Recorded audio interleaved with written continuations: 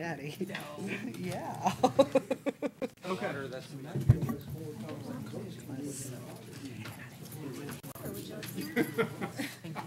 Okay, great. Nice to meet you. Yvette, did you get my note about canceling? Yes, ma'am. Oh, thank goodness. I was afraid it hadn't gone through. Is it gonna cost? I don't Oh, wonderful. I can be late. Are we changing the agenda? Are we switching the agenda? Have the community person first? No. Oh, okay. We conduct business first, and then we go to their second. Okay. Good afternoon, everybody. I call over the regular City Council work session for 26 June. And it looks like we have everybody here. So we'll go ahead and start with item A, which is the council meeting agenda. And on the council meeting, of course, we'll do the roll call, invocation, pledge. We have a number of presentations. I'm assuming Sharon's going to be here for the slow down, get around proclamation. Who's going to accept that? You're going to be here, okay. And we're all set, Deputy Chief, for all your officers. I know we've delayed this a couple of times. Yes, Mr. Mayor. Okay. On the consent agenda, meeting, special meeting, and appointment to the Cultural Diversity Commission. Any questions or discussion on those three items? Okay. Under public hearings, we have a couple of items. One is the liquor license.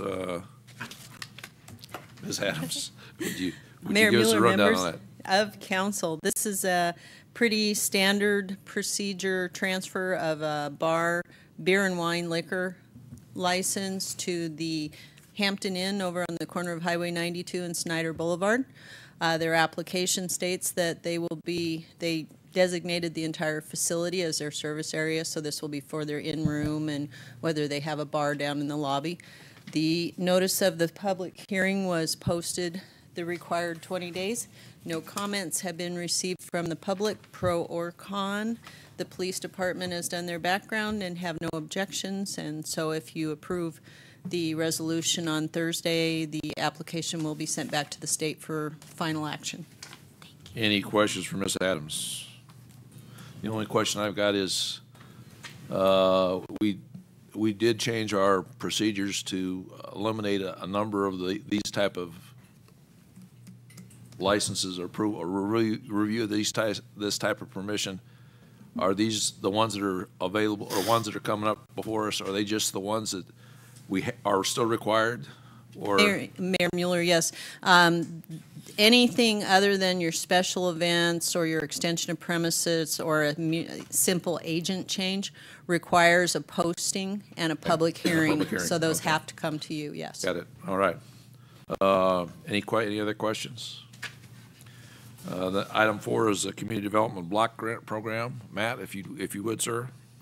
Mr. Mayor, members of council, the public hearing on Thursday will be the third public hearing the City Council has held in formulating next fiscal year's annual action plan for CDBG funding, which is expected to be $260,652. We are seeking his final approval and authorization to submit to HUD for acceptance. HUD will have 45 days to review and approve.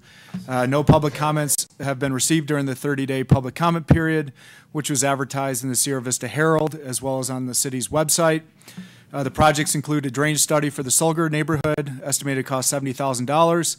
Phase 1 demolition of the old Fleet building at the former Public Works yard, estimated at $60,000. A public mural on the water storage tank at the southeast corner of Denman and Canyon Drive for $10,000, which will be supplemented by a $5,000 contribution from Liberty Water, who also pay for a fresh base coat and sprucing up the landscaping. The program services provided in the plan include granting the Boys and Girls Club $15,000 towards after-school scholarships, benefiting kids from low to moderate income households, and $15,000 to Wellness Connections for the Working Well project, designed to assist disadvantaged persons in seeking employment. With that, I'll answer any questions.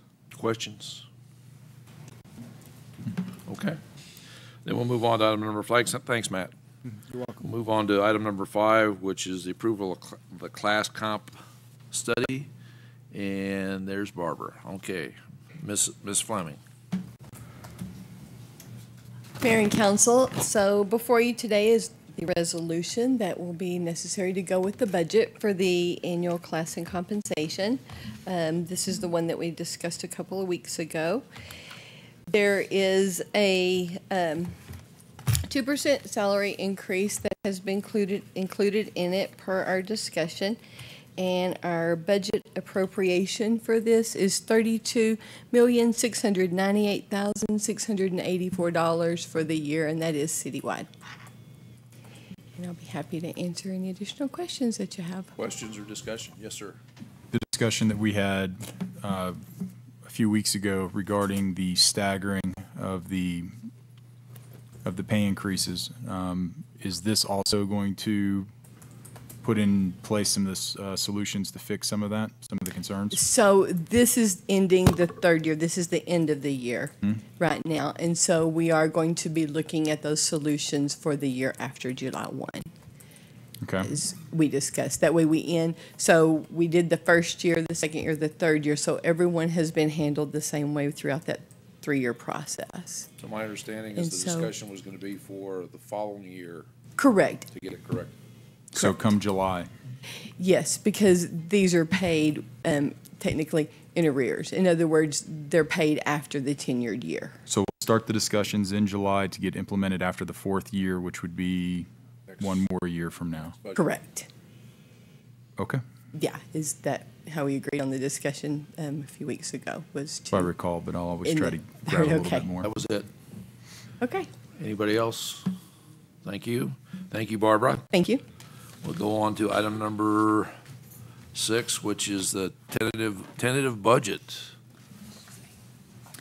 All right, thank you, Barbara. Mr. Mayor. Your approval of this item would adopt the tentative budget in the amount of $70,092,846 and would cap the fiscal year 19 budget at that amount. The final budget could be less than that number, it could be equal to that number, but it could not exceed that number then.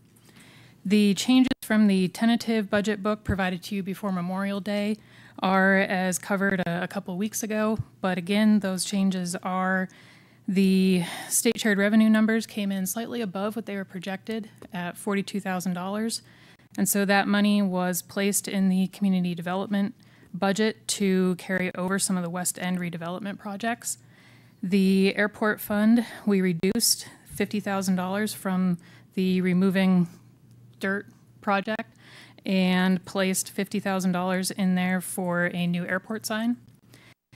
The half-year 1% hotel tax was included in the general fund as well, although that will require a vote of council to move forward, which we'll bring to you shortly if that is your desire after the budget is approved.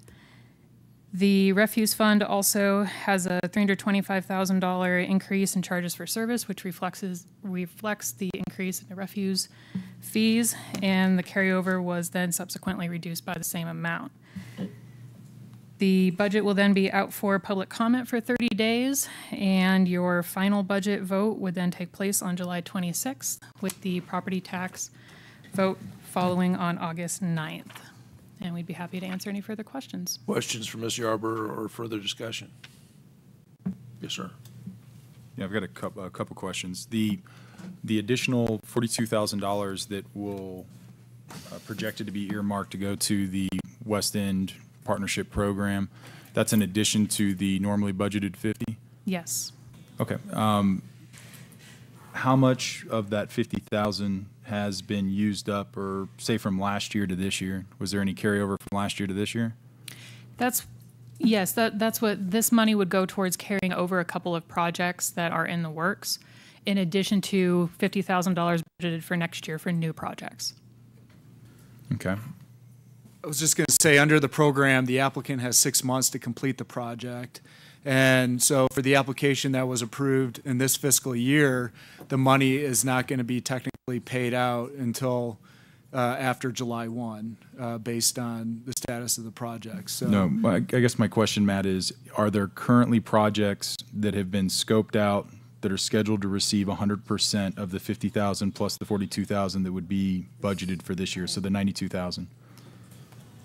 Well, we have one application that's been approved, and we have interest from multiple other property owners that are in the process of preparing the application. There's a lot of information that goes into it. How much money are we talking about ballpark for what they're asking for? Well, they haven't asked. I mean, they're scoping out their projects. They're getting the bids from the contractors to submit with their application. So I can't give you a definitive figure. Well, I'll get to the chase then. We had a discussion about what we needed for funding the one final project for the fire department, the $65,000. Is it possible that we could use a portion of the $42,000 set aside to chip into the cost of the project for the firefighters, since we currently don't have that fully scoped out yet? We still come in with more money than what we had before, and then it would just really be finding the remaining balance, which I'm sure we could, to cover that project and get it off the books so we don't have to worry about it next year. Well, the $42,000, Councilmember Mount, that was in play are carryover projects. So that's all stuff that's in the works currently. The $50,000 is on top of that, and those are the projects that Matt just talked about in terms of trying to get their bids in and get their applications together for funding. That's where we don't know how much those are going to be to take up the $50,000, but it appears that the $50,000 will probably go towards those types of projects. So, you know, finding the other 65, I believe, you know, if it's council's desire to fund that particular project, and during the course of the year, we could probably find funds to do that if it's council's desire to do that, either, you know, through other projects and bids or other items that occur or don't occur during the year. So that's really council's decision. What I would ask council is, can we at least put that into the budget to get it funded if the money gets freed up? Well, I think what the consensus was just a couple of weeks ago was that wasn't possible. However, we also discussed the mid-year review, and if there's money available at that time, I think that would be the appropriate time to add that additional project. So that, but again, I don't know if the consensus of council has changed. So. Mine is not changed. And so I'm not willing to not opposed to the idea of the suppression equipment. I'm not opposed to that idea at all, but I'm also not I don't think we're talking suppression equipment. I think we're talking about the exhaust equipment. Exhaust equipment, thank you. But I'm not in favor of taking away money from the West End Redevelopment Fund. I'm okay in the middle of the year finding the funds. I'm perfectly okay with that idea. Okay. All right. So I think we're back to where we were before. We'll do our best to find funding. Then I got one more question. Go ahead. So there was a story in the newspaper of all places that was talking about transit costs potentially going up. So why is that not being talked about in the scope of the budget? Mr. Mayor, Councilmember Mount, we just got our transit study in, and we're working with staff right now to develop some recommendations based on the study for changes to the transit system. One of the findings in the study was that the transit system cost recovery for farebox does not meet federal standards right now, and that's where the notion of raising the transit rates came up. Those decisions have not been finally made yet, and we are bringing all that package to the council in a work session within the next month or so. Okay. All right. Any other discussion on items, was it 5? Okay. Thank you very much, Madam Assistant City Manager. And we now move on to item number 6, Chief York. Mayor and Council, this is simply renewing the intergovernmental agreement that we have with Cochise College that we've had in place for many, many years to teach firefighter 1 and 2 programs, the driver operator program, and both of the EMS programs that we teach. So it's been in place probably since the 80s. I'm not sure. That's how long we've been teaching EMT classes. So it's just a renewal of that. Yeah. And I was very surprised to see them email it to me for signature since it requires council action. So that's why it's coming before you guys today. I'm not just going to sign stuff if it requires council action. Any questions for Chief York? Okay, then we'll move on to the next item. Let's see, it's the LED light retrofit. Ms. Wilson. Thank you, Mr. Mayor and Council. The City of Sierra Vista has been awarded an Arizona State Park and Trails grant through the Land and Water Conservation Fund in the amount of $177,488. This will go to retrofit our existing ball field lights on the Domingo Paez soccer and softball complex. This came about back in September. I had a discussion with the Director of Public Works who told me about the lights and how many maintenance issues there were during that time, and that this was going to be something that would need to be funded this year. So we went to work, identified a grant opportunity in order to help reduce the city's match. So it's still an expensive project. The budget appropriation for this is $433,870. But we do have some other things that are in the works as well. If we're successful with a 10% reduction in costs due to our partnership with the Little League, that will also come into play. We've been working and collaborating with Sulphur Springs Valley Electric Cooperative. They have applied for a one-time offset grant in the amount of $16,000 to our bill if they're successful. And if we get everything that we're supposed to, it will end up being $390,000 and change for the city's portion, but we're asking for the full allocation just because we don't have the answers on that yet. So I can answer any questions you have. And it is in the budget? Yes. Okay. Questions, discussion? Will this cover all the lights in the field? This will cover all the lights on the very eastern fields down Tacoma, both soccer fields and both softball fields. And this will be using the existing poles and just retrofitting the tops with LED energy conserving lights. So we're hoping for an additional ongoing cost savings of about 40 to 60% in energy as well. That's fantastic. That was my next question. How much energy savings did you anticipate? I thought that's great. Yeah, I just want to thank you and your staff for thinking out of the box, trying to be creative, trying to save a little money, and looking at reducing long-term fixed costs. So we really appreciate that. And I'm sure the public will too, as well as our ball players.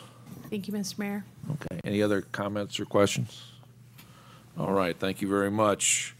That should be the end of the items for Thursday.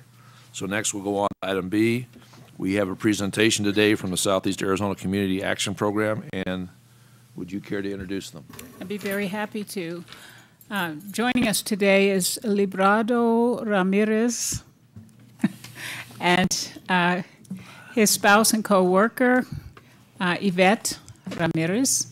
And they are the founders, if I'm not mistaken, close to being founders. They have worked with Southeastern Arizona Community Action Program for many, many, many years and are here to tell us about the programs that they operate for, well, I'll leave all the details out for who we fondly call JR. I'm not sure why, but he'll do a presentation to us about the operations of SEGO, what they do, and who they do it for. I said SEGO, excuse me, CCAP. CCAP. Server Group. Yeah, totally. I will do a disclaimer right now that I do serve on the board of CCAP, and very proudly so. Thank you very much, City Council. This has been a long time in coming back to you guys. About 10 years ago, I presented myself in a meeting where we used to have the floor was down here and we were kind of like in a theater. We sat this way. And because I'm not very bright. That's why my wife is here to present everything. I said the dumbest thing in the world. I says, why would a city not care about an agency that's providing service to their people? Why can we not get in to see city council and present to you what we're doing and how we're doing it so we can do community involvement? Not too long after that, there was a fire that happened up here in the mountains. And a lot of community people got together, Red Cross and all of us. We came down, we asked the state to let us use their monies that they already allocated us for all four. We have Graham, Greenlee, Santa Cruz, and Cochise. We have 14,000 miles of territory to cover. And we said we wanted to use everybody's because we thought the need was going to be higher than it was, and it was high. We had, what, 19 people? We finally had 19 people, and this was one you didn't worry about how much money you made. Your house got burned down, we helped. We spent, what, 90,000? We spent about $90,000 on vouchers. So much that the second day, Red Cross wouldn't let us in the part of the school because they were going to us instead of going to Red Cross, and then a principal from the school came in and said, oh, no, and he gave us a big old beautiful room. We felt, I don't know how to approach you guys, because you're the biggest, one of the biggest cities in my area. I don't know what to come in like, please, or hey, look, here's who we are. Can we get more communication? I spoke to the young man right there. I says, I need permission from the council to be meeting with him and saying, okay, here's what we're doing in other communities. Would that be feasible in your community? And have him present it to you as he wants, and we'll tell Gwen everything we're telling you. I need us to get more involved with Sierra Vista, the city. Two reasons. You got the Fort Huachuca that's not getting the help they should be getting with some of the young people. We went to a meeting the other day in Tucson, and some of the stories they told us that we go to Air Force Base at Davis Monthan, they don't even get service because they're Army. That's ridiculous. So we're here to say, you've heard stories about what we're doing in other areas where, like APS is, we're restructuring housing developments because it's their money. We're just using contractors out of your county. We're spending, what, millions on that now? Hardly anybody knows about that. Now, Southwest Gas is chiming in with us now, but it was basically APS that gave us the big allowances to do that, to where the managers from those housing that have housing in Coconino County have asked us to do theirs. All city, board of supervisors, city council, they said, go ahead. Doesn't interfere with any of us. I'm getting the finger, Gwen. I'm getting the finger. Gwen knows what I'm talking about. When I talk too much, I get either slapped or pulled away. So that's what we're going to do. And Yvette's going to give you the numbers. She's our program manager. She got them in her head. And that screen you're seeing on the expenditure analysis, that's on her discussion. Good afternoon, Mr. Mayor and council members. We handed out some packets that I'd briefly like to go over.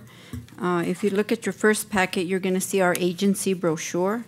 I'll go over that one very quickly in just a little bit. The next statement that you received shows our mission statement and our vision statement. We take our mission and our vision statement very seriously.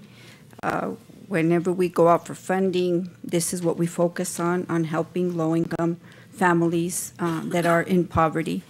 The third one that you received is the one I believe that's on your screen. And what I did was I went back 5 years so that you could see how we have assisted the low-income households here in Sierra Vista. I broke it out between, how many people we assist with utility assistance, rental assistance, the utility repair, replace, and deposit program, and the weatherization.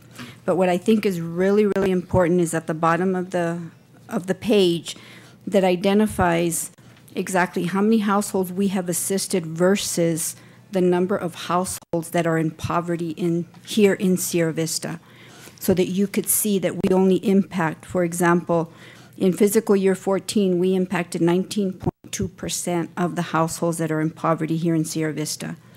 And then in 15, it went to 17.9. In fiscal year 16, it went down.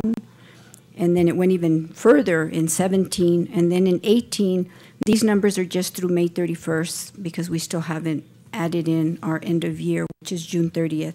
But as you can see, we can only assist 12.4% of your population that's in poverty. And that's because of the funding that we receive.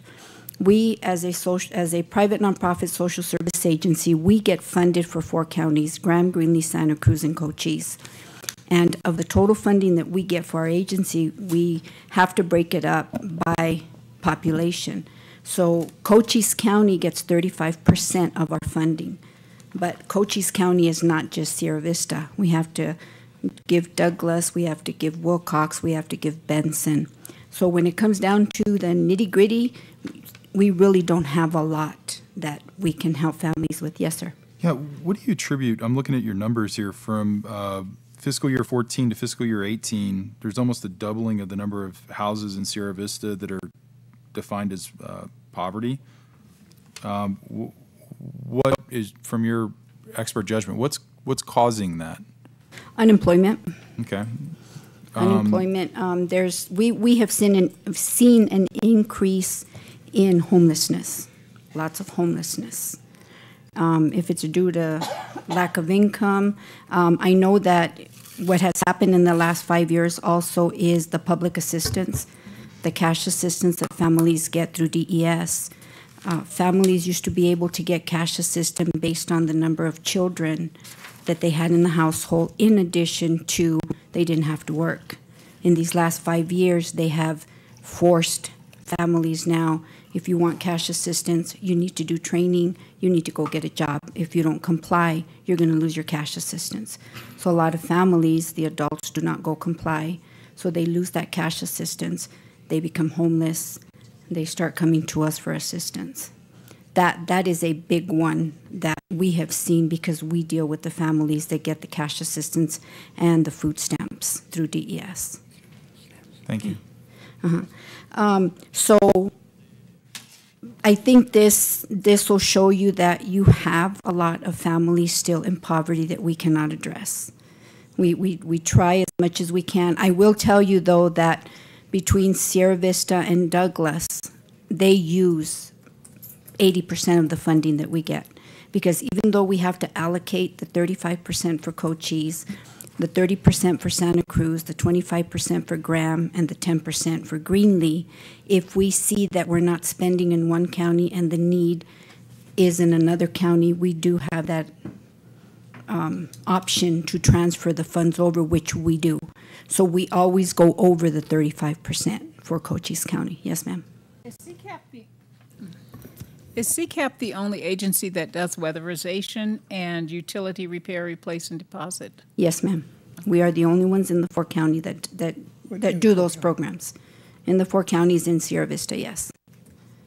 For the utility assistance and the rental assistance, we will normally refer families to the Salvation Army, the St. Vincent de Paul, and when the families go there, they're told that they don't have any funds, so they send them back to us.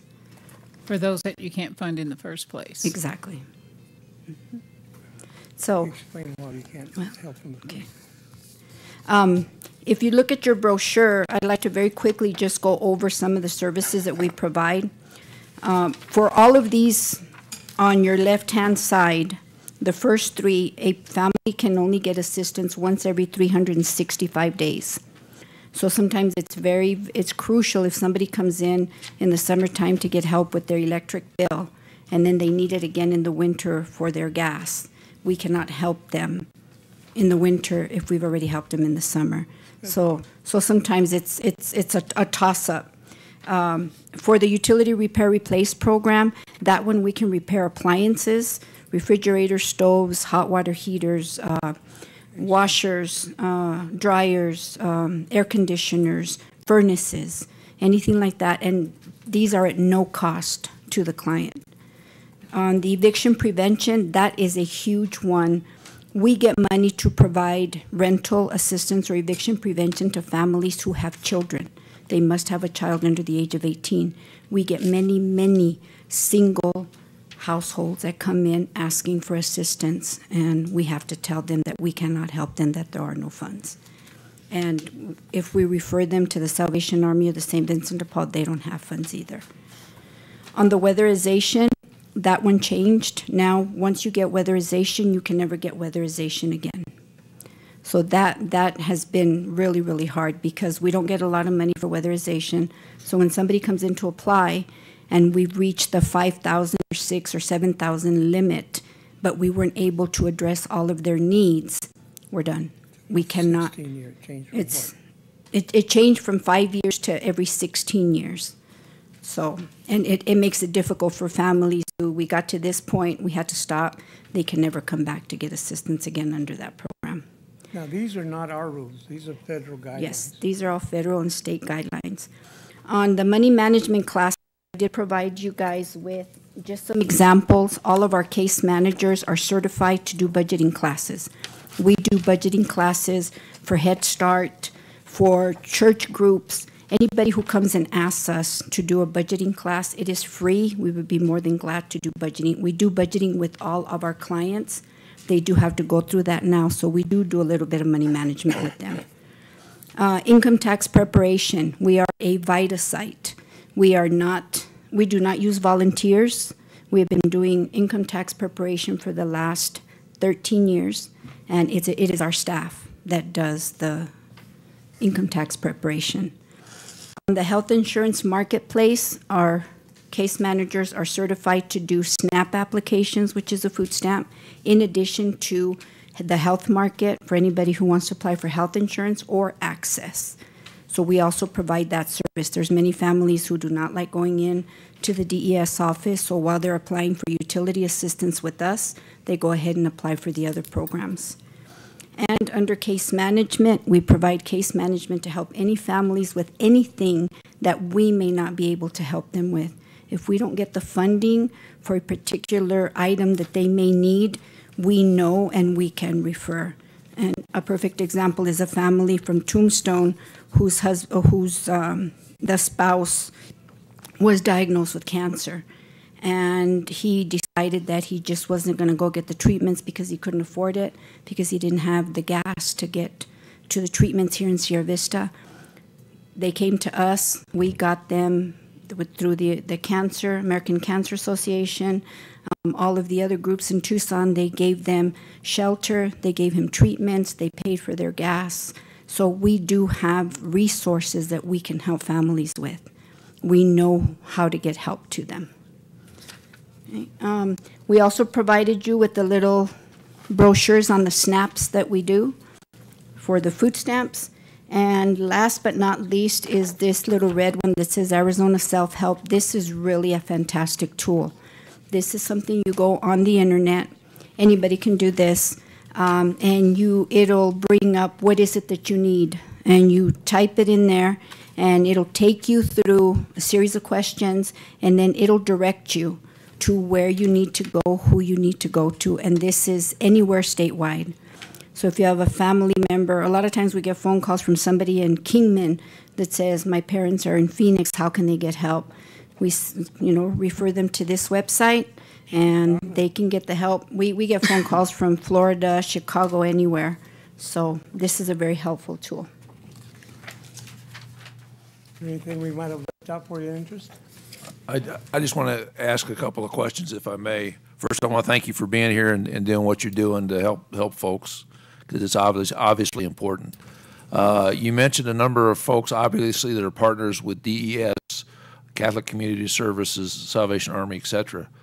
How well are you connected with all the other service organizations that do some of the same things that you do? You may not be aware that most of our American Legion, our VFW also do assistance for folks that are veterans with issues. And how well are you connected? For example, you mentioned budget planning, which is something I know Captain Carlos over at the Salvation Army does classes as well. And if you guys are the professionals in doing that, I'm sure he would be able to host. But again, how well are you connected in the community? And is that one of the things we can do to help you to make sure that you understand all the other organizations that are here that may not be in some of the other communities that you serve?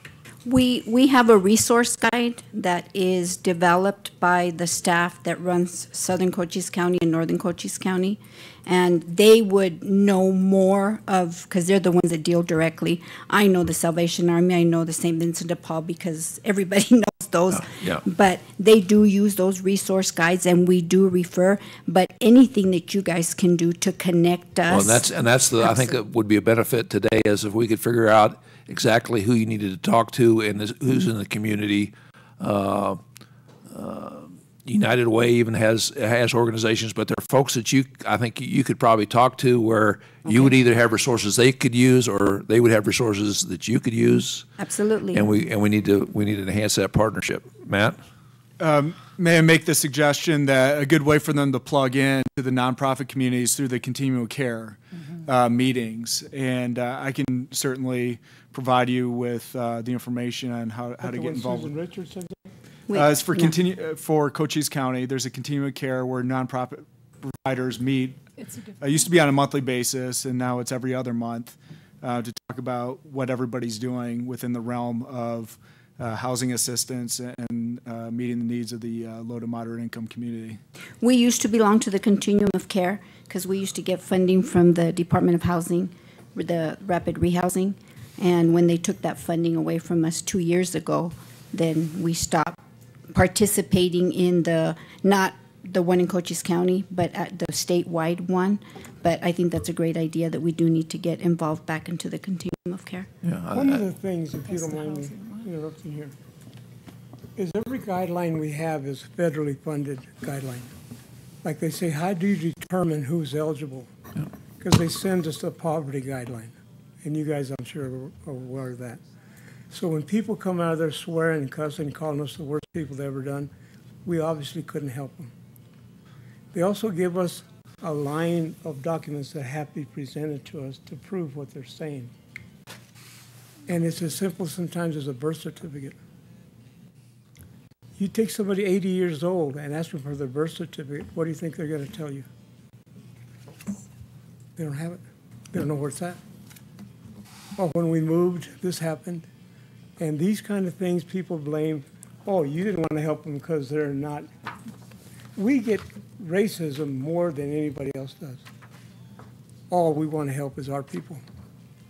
I'm saying if you look at the poverty levels in these 4 counties, that is the biggest population of poverty. Not that that's who we want to help the most, that's the ones that qualify. And then I had one person we didn't help. Then all of a sudden the state got involved, says you got to help him because he says you guys wouldn't help him with, he didn't have something. We didn't say nothing. I said, excuse me, it's my contract. I'll handle it. Well, JR, click, I hung up on him. Then pretty soon APS calls me on the same client. JR, you got to help him. Click.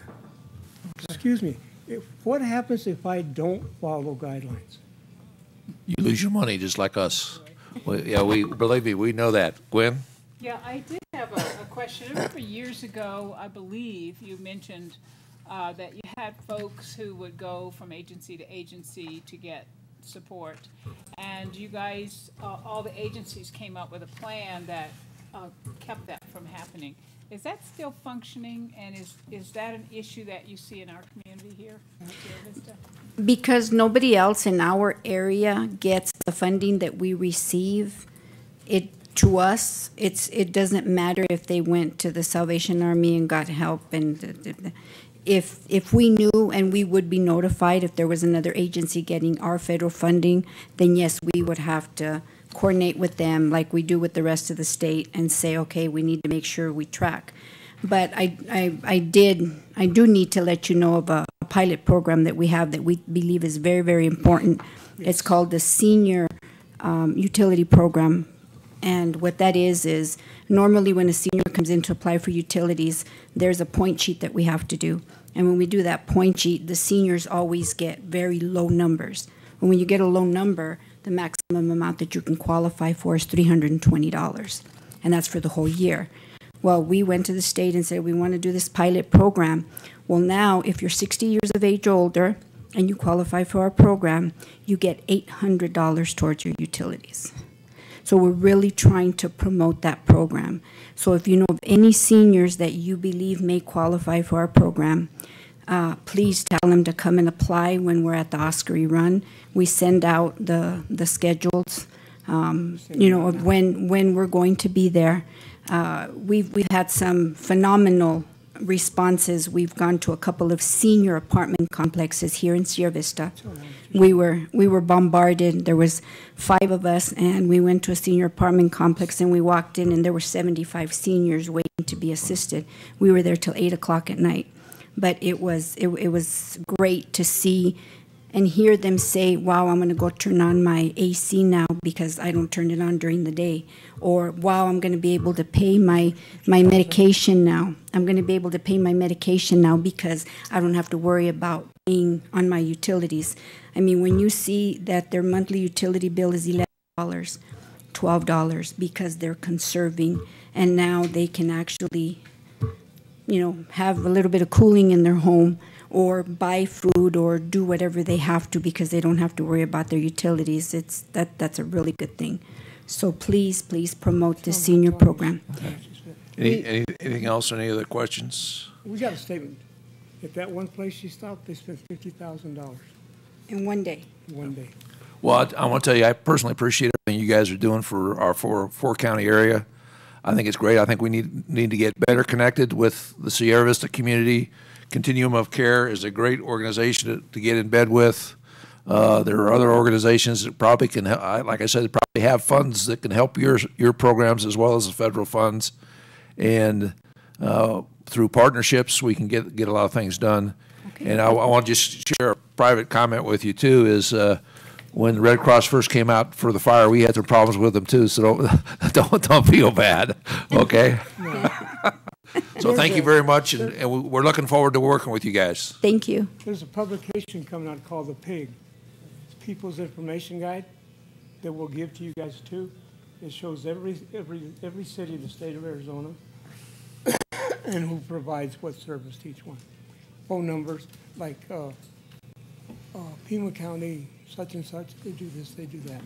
We'll make sure you guys get that too. Thank you, sir. We appreciate it. We'll next move on to item C, discussion of the council executive report. Mr. City Manager. Thank you, Mayor Mueller, members of the council. Just a few highlights, and then we'll open it up for questions from the council. The CCOM board met, interviewed candidates for executive director, and I'm pleased to announce that we approved a contract for Mr. William Dugan, who will be moving here from Kansas to be executive director of CCOM, and we're still on target to stand up the communications center on July 18th. So that is moving along well. We're pretty engaged with Cochise County with regards to meeting with the Bureau of Land Management on their resource management plan. And those discussions have been going on, and we think we have another one here later this week to continue those discussions. We hope that opens up a dialogue for other discussions moving forward. We're still awaiting for the state Supreme Court decision regarding water adequacy and the tribute subdivision, and that should be any day now. We're expecting that, so it's supposed to be sometime this summer, so hopefully we'll have news on that here pretty soon. We're meeting with regards to energy savings performance contracts. We attended a kind of ribbon cutting when the Fort entered into one of these contracts over a 25-year period. We're working with the same contractors to develop potential to work on something like that for Sierra Vista as well. So those discussions are going on. The transit study I just mentioned, and we hope to have some recommendations to you with regards to the operation of the transit service here within the next month or so. So those are the main highlights we have for this month. Well, I just want to make a comment on the transit study. I know it's been taking way too long. But when we talk about the fare box not meeting the federal minimum standards, people should realize that that means one of the few options we're going to have as city council is to raise rates. And you know, I know a lot of people aren't going to be happy about that, but that's basically where we are. Well, we'll go over that with you in the work session. Of primary interest to me are the numbers that were generated with regards to trip generation, where people were coming from, and where they're going.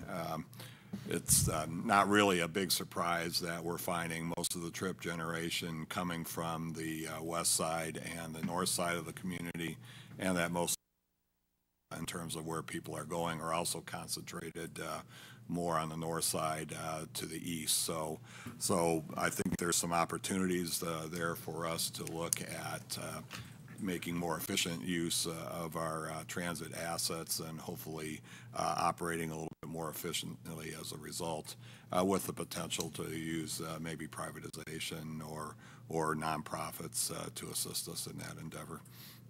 All right, so okay. Mr. Mayor, before y'all get off that subject, because I've got questions about the whole subject, and I guess it stems from one being in the newspaper.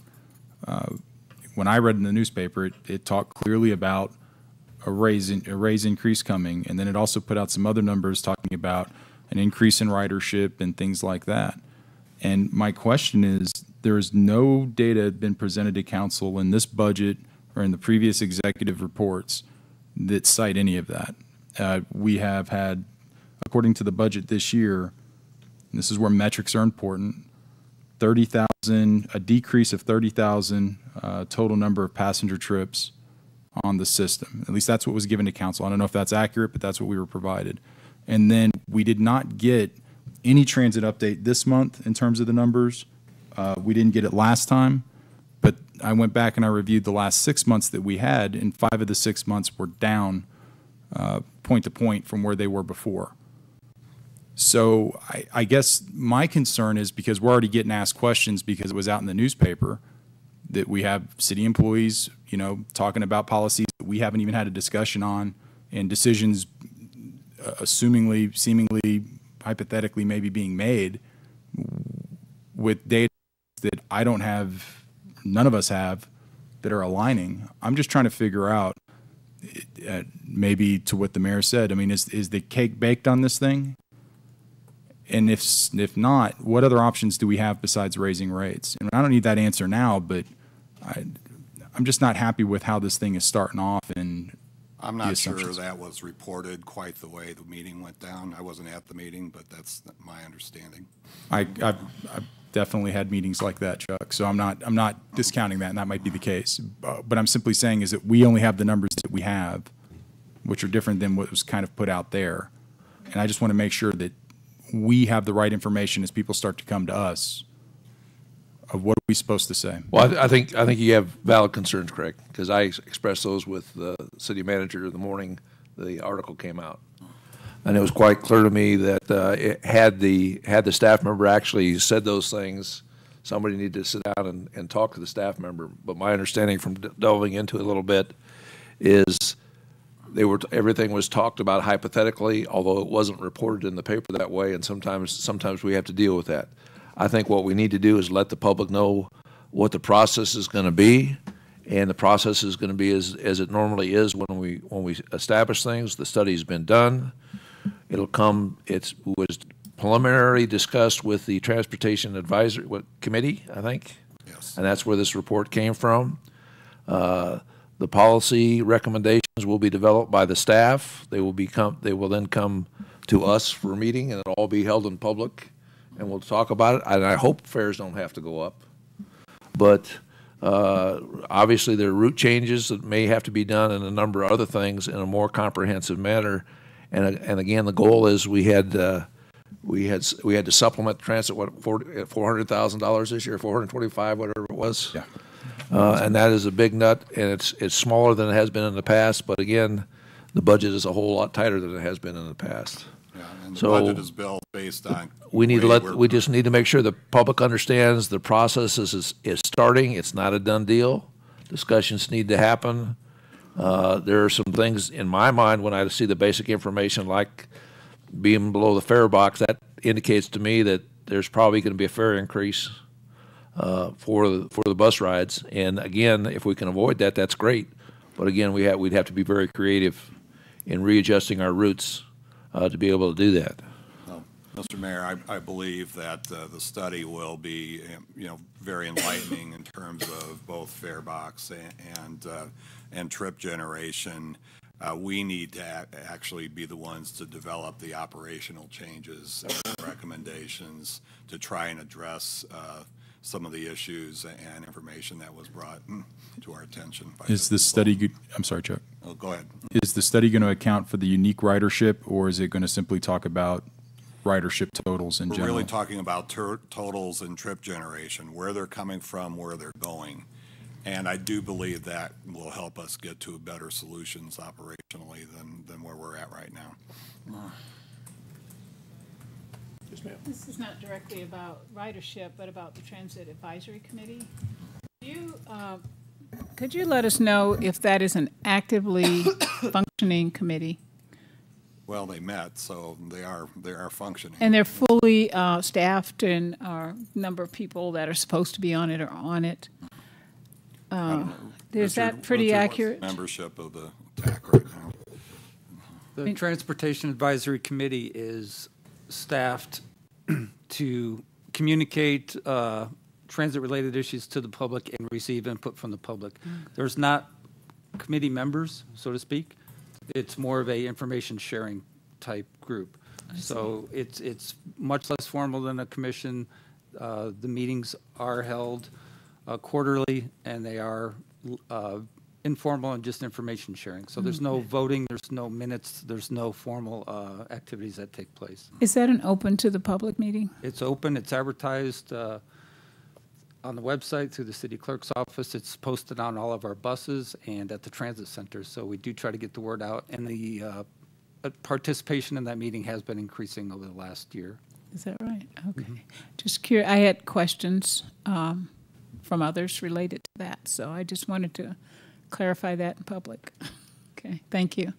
And although, we'll get into it in more detail when we have a more formal work session about it, it is really interesting that the transit service is really serving the folks that need it.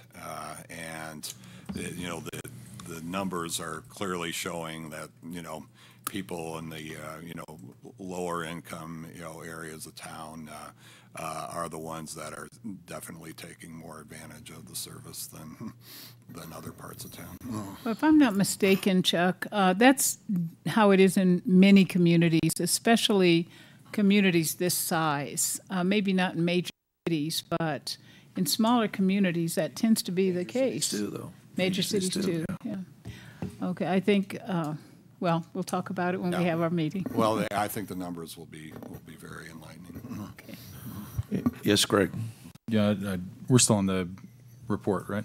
Yeah. Yeah. So I guess here's my concern. I'll tie it back into generally. Look, I agree we have to do something about transit, and I think a year or two ago I said that we got to figure out how to reduce the subsidy that's going into it, and figure out how to. And we'll never get out of the entire subsidy. I mean, we're just not going to get there. As it's been said, transit's not a money making machine. It's got to be subsidized to some extent. And the challenge is how do we balance out the service so we can reduce the subsidy and use the money for something else. With that being said, I am concerned about a rate increase because on the study that we did do that showed the 260 something 300 riders that we do have, the preponderance were people who needed it, and they may not be able to afford it. And I think we're kind of cutting our nose to spite our face. If the people who we're standing up the service for can't really afford it, then we're just going to end up subsidizing it more, and it's going to eat itself.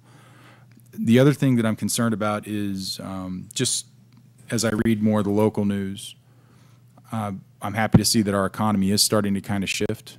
Obviously, the Fort's doing some good work, and DHS and some others, but taxes are increasing in little bits here and there everywhere. I mean, we're not the only governmental organization that's in the local area that's relying on more and more tax dollars or revenue increases, rate increases.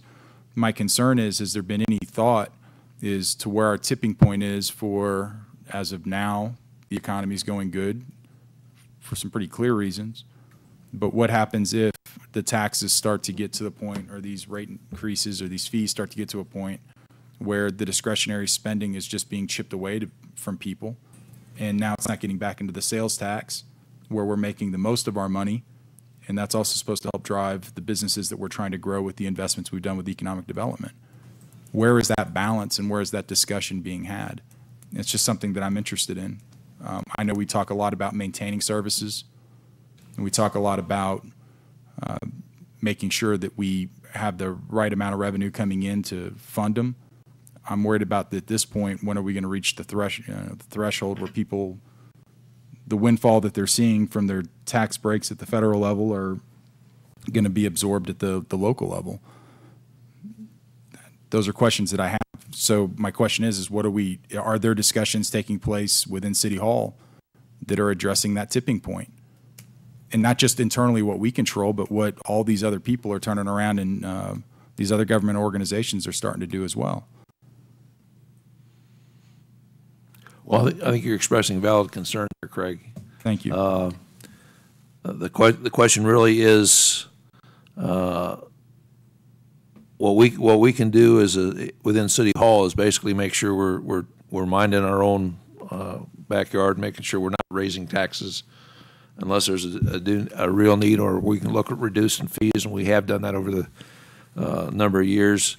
For external to the city, we probably need to have some discussions with within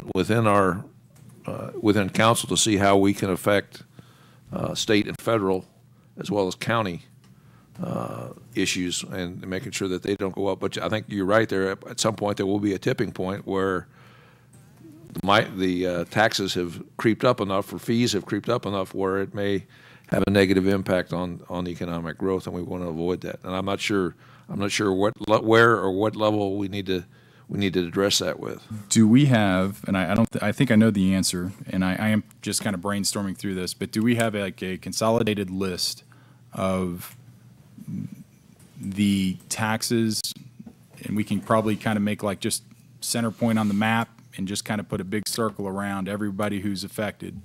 So at the local level, which taxes and which fees are going up? At the state level, which taxes and fees are going to go up? At the county level, which taxes and fees are going up? Just to get an idea holistically of the problem that we're going to face sooner or later. I mean, we're only one election cycle away. I think we can have that discussion, and that's a good approach, because we do know that I guess Cochise County is going to have something go up, if I remember right.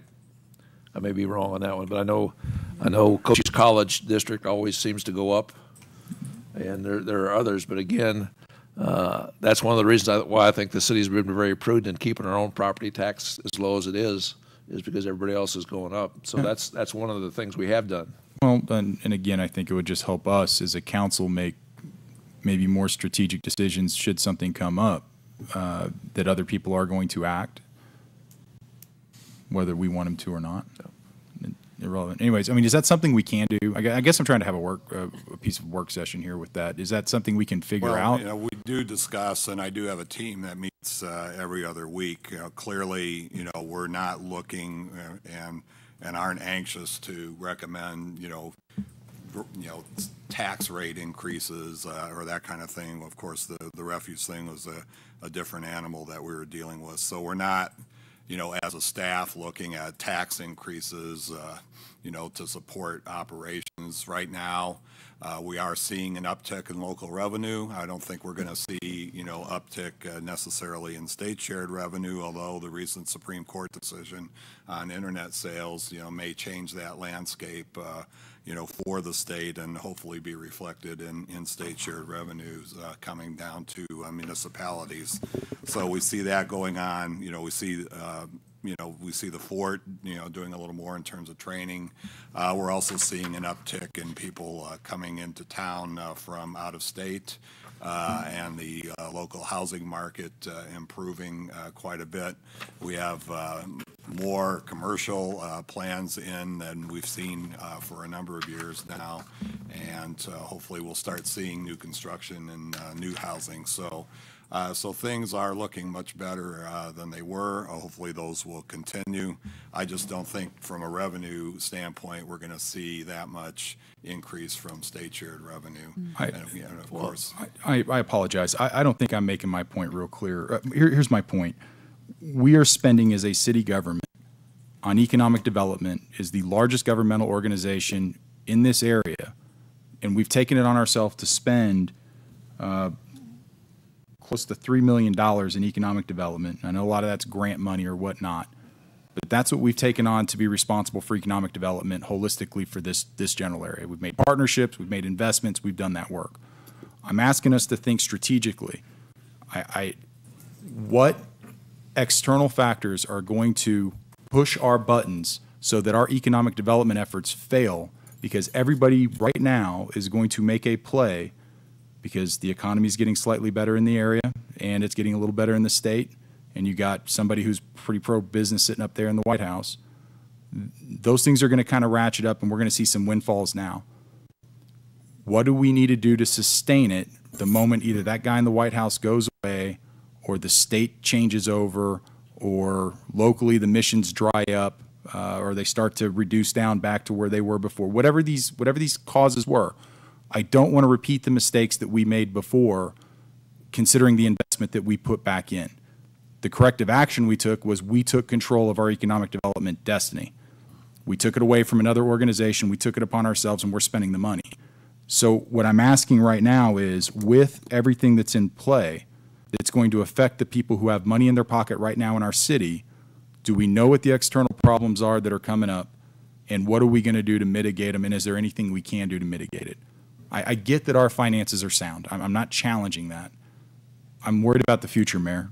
What do we got to do to maintain it? No, you make great points. And again, it's nobody's got a crystal ball. That's the challenge. We need to make sure that we have a sound tax policy. We need to make sure we don't charge on revenue and rates. I mean, and I don't think it would hurt to have a work session where we just discuss about revenue and potential impacts, so that we don't kill the goose that's starting to come out of the nest right now. The goose laying the golden eggs starting to come out of the nest right now. We haven't got to that gold yet.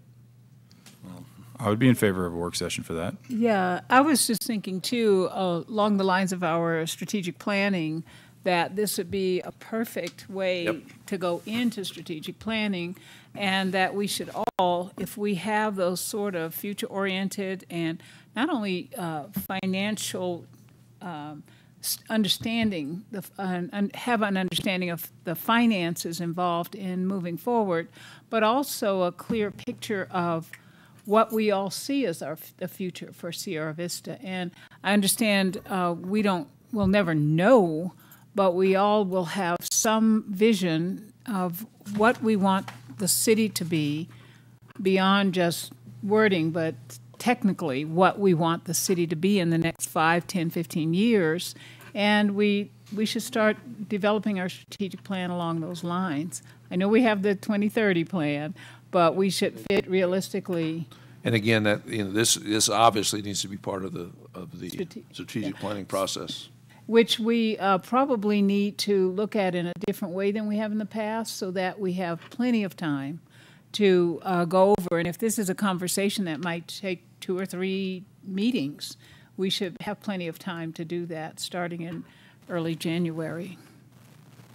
Well, I'd say maybe before then, but I think you're right, too. Again, that could be early, or sooner than that. We do have an election in November, so Right. maybe December's the time to do it. Couple of comments. Okay, good comments, Greg. Anything else? No, I don't have anything else. Okay, anybody else on the city report? Yes, sir. Yes, ma'am. Excuse me. Oh, I don't think I've been called sir before. Maybe my hair is too short. I just have a few questions. I'd first of all like to take this opportunity that I think I'm always proud of our city staff. I think you guys do a fantastic job, but this report always drives home with me how hard you guys work and how much you do and how much you get accomplished that council doesn't always see, so thank you for that. I have a couple of things. Laura, on the Sips and Skies, the revenue that hasn't been recorded yet, is that gross or net?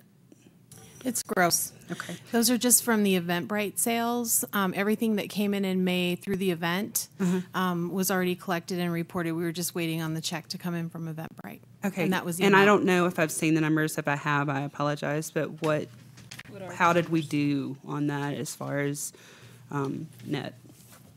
Do you have any idea? No. Okay. I'm just But I curious. can get that for Yeah, you. I'm just curious to know. It seems like it did very well this year as compared to last year, which is what we want to see every year with growth. So I was just wondering how we did.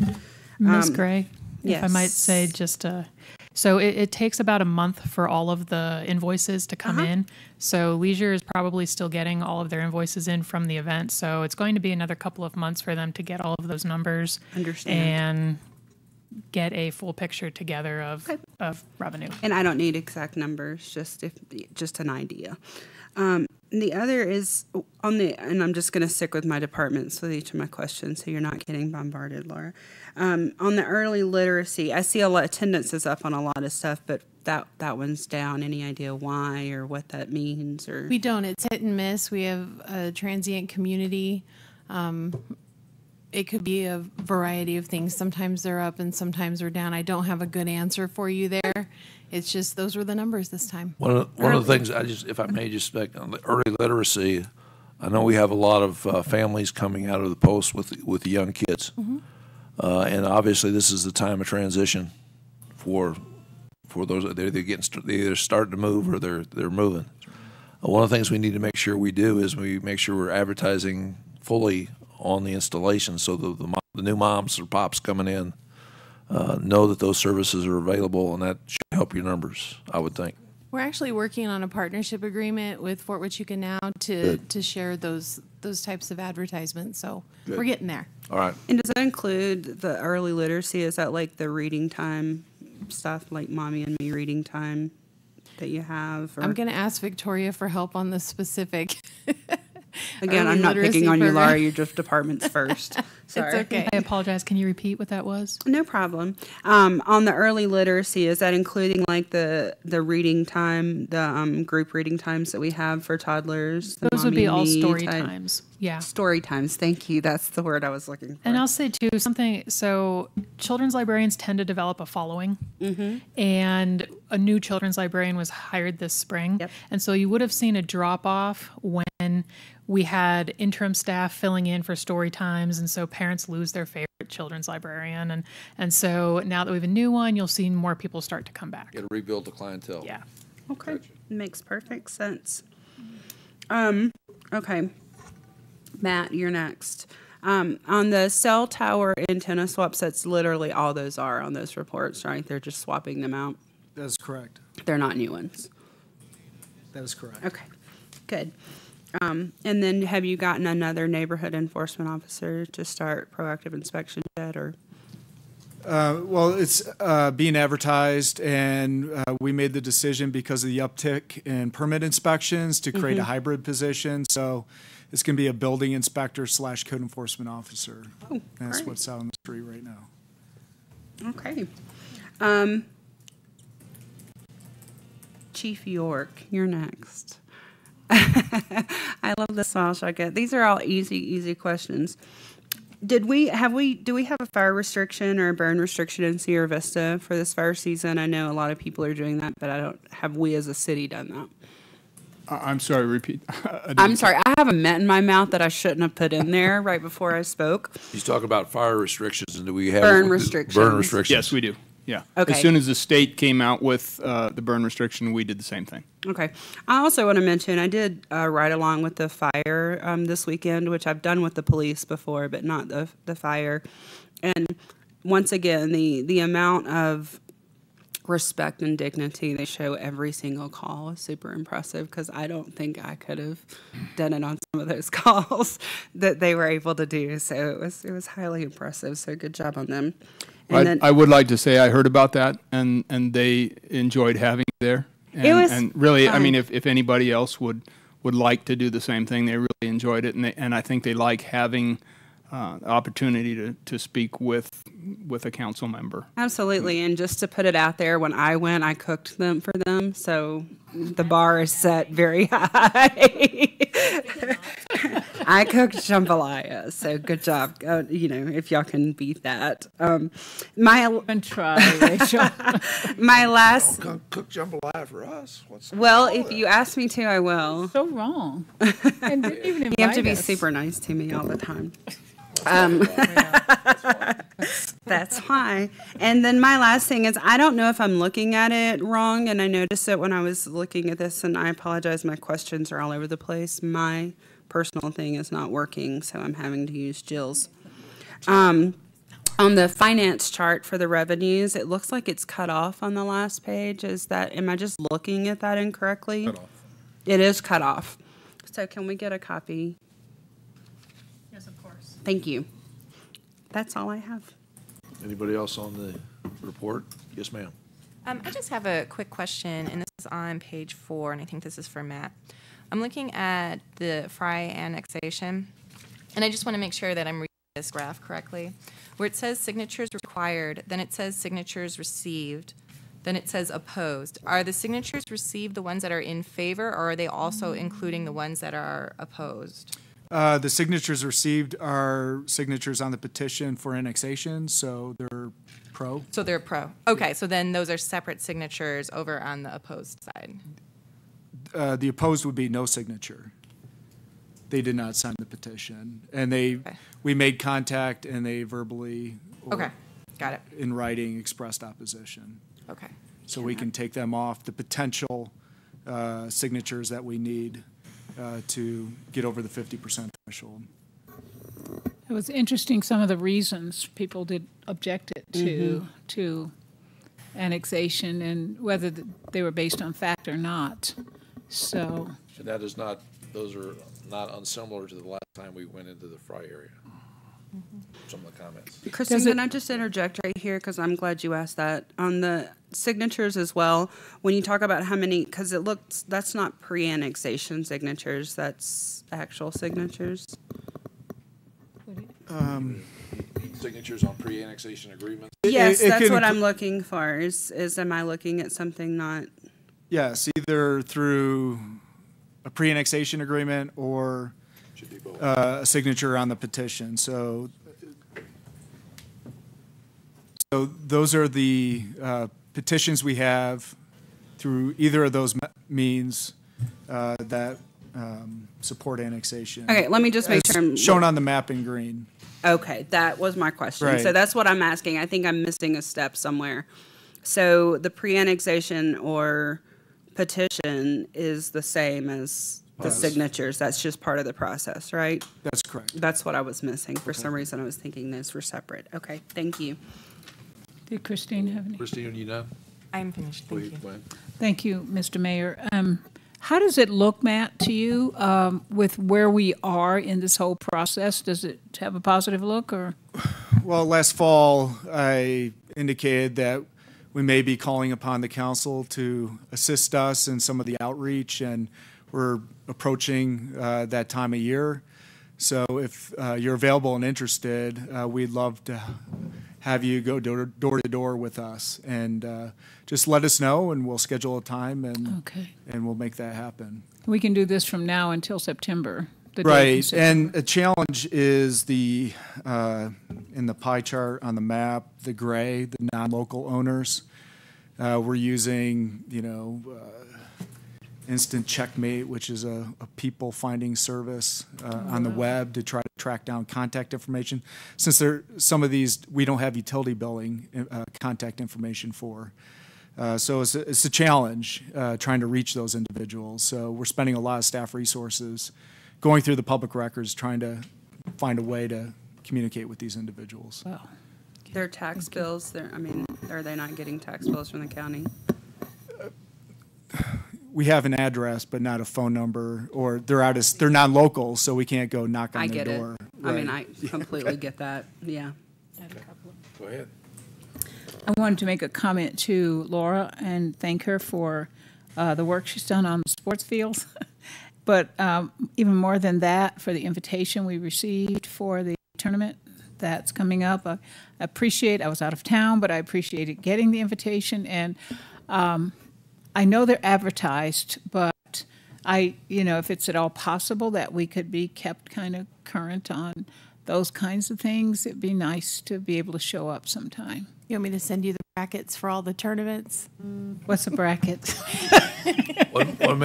What may be good is in the executive report, if you just say, here are the tournaments coming up, they're running from, the 7th to the 9th or whatever the weekend is, and they'll be at this field, they'll be at this area of field. So if people want to contact you for specific games or attend a championship match or whatever else, throw out the first ball, whatever. Sure, They I can do that, Mr. Mayor. Thank you. Ms. Kelko. Thank you. Another comment for economic development. I was impressed that you went out to meet with the new owners of Sun Canyon and also the mobile home park.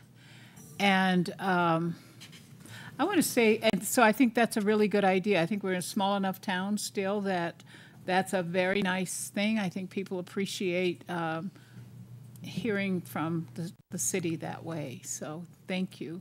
I want to throw it out too. I hope it's okay to say it, but I know there's a miniature train thing, people, pardon me, club, out near that Walnut Grove, if not in the Walnut Grove mobile home park. Do you know? Next to it. Next to it. I hope whoever is doing that hears me because I think that's a nice thing to have in a community. And I can remember, if anybody's been to Interlaken in Switzerland, they have that giant train thing set up there. I shouldn't call it a thing, but I don't know, stuff.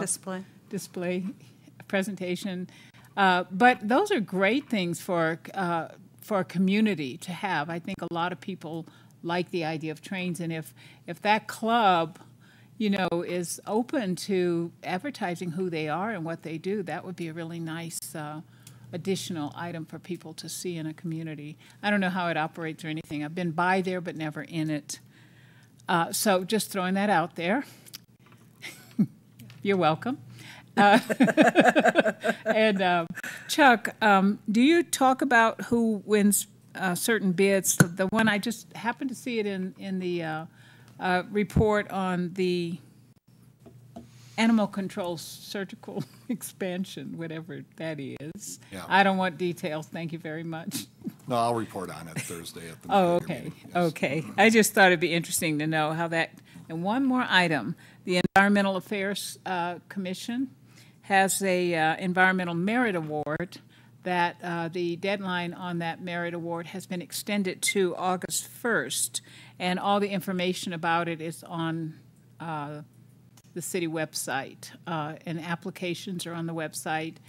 And the idea is recommend people who you think are doing something above and beyond what's code for the environment. So if you know of such folks, suggest to them that they either complete the application or send it in their name. And I think that's it. Thank you. Mr. Mount. I'm good, Mayor. My question Okay. is answered. Anything else on the executive report? Recent trips, future meetings. We meet with the new garrison commander, Colonel Rambo, next week, I believe, Chuck? The 10th. On the 10th. And we also have the big... Yeah, Colonel Rambo, the new garrison commander, and his staff. I'm sorry, I couldn't. He'll do his first city visit, so we'll have a meeting with him. And then the Hall of Fame week is this week. There's a change of command on Friday and a number of other events on post. So hope to see you guys there at some of those things as well. Anybody else for trips, meetings, future meetings? Okay. Board. I know we had kind of a board and commission liaison update already.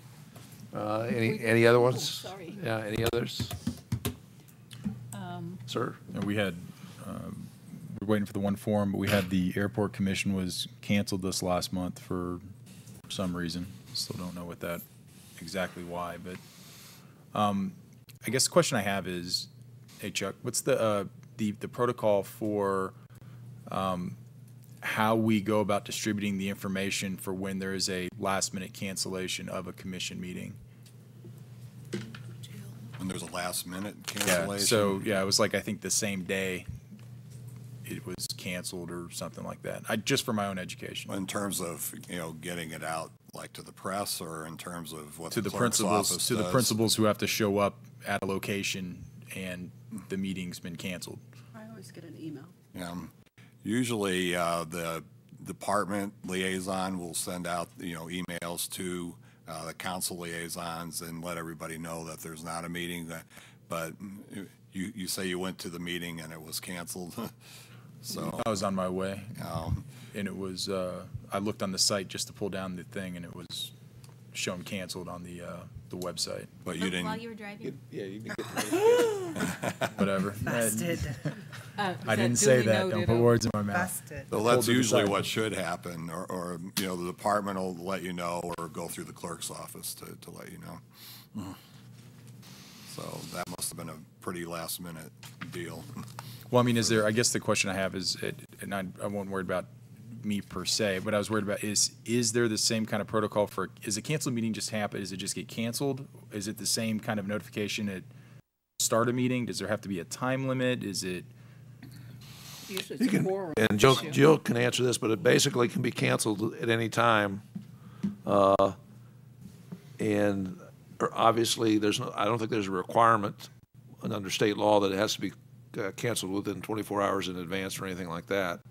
But again, the key thing is for whoever's making the decision to cancel it, and I would assume it would be the chair essentially of the commission, needs to be able to get to the staff member and go through the process, and maybe we need to work with the chairs so they understand what that process is. And if there's lack of a quorum or something like that, That's then another you don't issue. know that until the last. So you show up and nobody's there. Okay, all right. No, thank you for that. I just wasn't 100% sure of how that all worked. You had something else? Thank you, Mr. Mayor. I know we're getting close to time, but I didn't expect to be at the meeting today, so I didn't prepare the Sister Cities Commission to know that I would be talking about this. But as you all know, they've gone through a process probably for longer than a year related to forming a 501c3 to help them with fundraising, and then trying to figure out whether they will remain a commission and have the association, which is the 501c3. So I had met with them several times and felt that we should continue to keep them as a commission, and with some stipulation, and Laura's working on redeveloping the memorandum of understanding with their association so that it's clear who's who and what's what when it comes to working with a commission and with an association. And that's one of the things that we discussed, and I apologize to you, Gwen, because it slipped my calendar too. One of the things I personally think we need to do is make sure that we treat them just like we do the Historical Society, which was a commission and now is a separate organization. There's ways to do that, but again, we have to define the functions. And Victoria, where do we stand on? We talked about having a meeting with the association and the commission and to sit down and discuss this. And I was assuming that the outline was pending shortly, and we could sit down and do that and have that discussion, and then bring it to council with a recommendation from staff as to how we proceed. Yes, Mr. Mayor, I asked Laura to set up that meeting, and she's in the process. And Mr. Mayor, the direction that we were going in was to form a nonprofit with Sister Cities, and then enter into an MOU with them to stipulate, what level of support staff and the city would be giving to that organization. So it would be a similar model to what you referred to with the Historical Society. And now we're hearing that that may not be the direction they want to go in. Well, so, and that's why the meeting was critical. We need to sit down and make sure we understand, we understand what the framework we're proposing is, and we need to sit down with the council liaison as well as me and figure out what's the best way to do this where everybody feels comfortable. And that was the whole idea, having the early meeting before we bring it to the council for discussion or recommendation, with recommendation for discussion. Well, I think a preliminary meeting is Yeah, and I think that's what I asked for about a month ago, and it's my fault for not putting that higher on the priority list. I apologize to the council for not doing that, but we need to get hot on that. We'll go ahead and do that. Thanks for bringing that up, Gwen. Okay. Anything else under future items, discussion items, council requests? Seeing none, I'll call the meeting adjourned. Thank you very much. Appreciate all the staff help today. This was a better presentation than I thought it was going to be.